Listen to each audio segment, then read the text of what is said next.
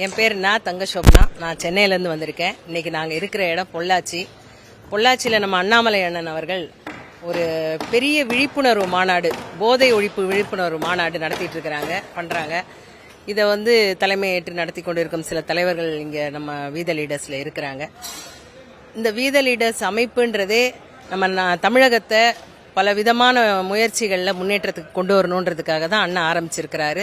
பல வருஷங்களுக்கு முன்னாடியே ஆரம்பிச்சிருக்கிறாரு.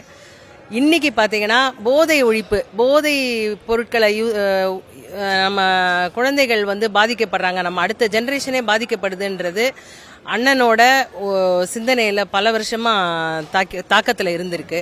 இன்னைக்கு அண்ணன் நம்மளால என்ன செய்ய முடியும், மாற்றத்தை உருவாக்கணும்னு சொல்லி தான் இந்த வீத லீடர்ஸ் ஆரம்பிச்சிருக்கிறாங்க. இந்த மாற்றம்ன்றதே முதல்ல போதை இல்லாத ஒரு அடுத்த வாரிசுகளை உருவாக்கணும், அடுத்த சந்ததியினர் போதை இல்லாத ஒரு வாழ்க்கையை, நல்ல ஒரு வழிமுறையோட வாழ்க்கையை ஒழுக்கமோட வாழணும் அப்படின்றதுக்காக நம்ம மாணவர்கள் அதிகமாக பாதிக்கப்படுறது மாணவர்கள் தான்.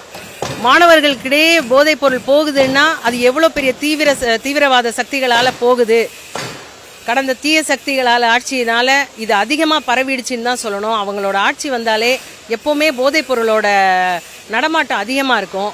இன்னைக்கு அதை ஒழிக்கணும்னா ஒருத்தர் 2 பேரால் ஒழிக்க முடியாது. இன்னைக்கு அண்ணன் கூட 20 லட்சம் பேர் வீத லீடர்ஸில் இணைஞ்சிருக்கிறோம். அந்த 20 லட்சம் பேரும் நம்ம சேர்ந்து நம்மளோட 8.5 கோடி மக்களில் போதைப் பொருள் இல்லாத ஒரு தமிழகத்தை நம்மளால் உருவாக்க முடியும் அப்படின்ற ஒரு பெரிய முயற்சியை இன்னைக்கு எடுத்திருக்கிறோம். இது துவக்கமாக நம்ம இன்னைக்கு பொள்ளாச்சியில் ஆரம்பிச்சிருக்கிறோம். இந்த துவக்கம் பார்த்தீங்கன்னா அடுத்த 2-3 ஆண்டுகளில் போதைப் பொருளே தமிழகத்தில் இல்லைன்ற ஒரு பெரிய ஒரு எதிர்காலத்தை உருவாக்க முடியுன்ற நம்பிக்கையோடு இன்னைக்கு ஆரம்பிச்சிருக்கோம். நன்றி, வணக்கம்.